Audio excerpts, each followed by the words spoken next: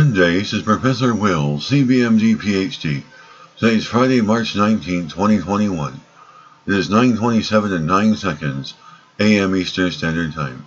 Today's research, snowing plastic. So let's hop to it here. It is snowing plastic. New technique detects minute particles of plastics in snow, rain and even soil. Date March 17, 2021. Source McGill University. Summary. Researchers have developed a new technique that is orders of magnitude more sensitive than any other of the current methods used for tracing plastic in the environment. It allows scientists to detect ultra-trace quantities of many of the most common soluble and insoluble plastics in snow, water and rainfall, and even in soil samples, once they have been separated down to the level of picogram. The researchers use a new technique that they have developed to analyze snow samples collected in April 2019 in Montreal for both micro and nano-sized particles of various plastics.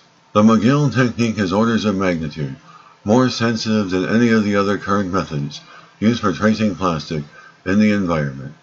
It allows scientists to detect ultra-trace quantities of many of the most common soluble and insoluble plastics in snow, water, rainfall, and even in soil samples once they have been separated, down to the level of a picogram, or 1/1,000,000th of a gram. It is based on using nanostructured mass spectrometry, and unlike other techniques currently in use, the technique is both recyclable and based on sustainable practices. It is important to be able to detect even trace quantities of plastics in the environment. Though these plastics may be harmful in themselves, they can pick up toxic organic matter and heavy metals from the environment, which can damage human cells and organs. The researchers hope that this new technique can be used by scientists in different domains, gain key information about the quantity of micro and nanoplastics in urban environments in order to better address their impacts on the ecosystem and on human health. Good day, this is Professor Will, CBMD PhD, on microbiology, bioinformatics, and pathophysiology.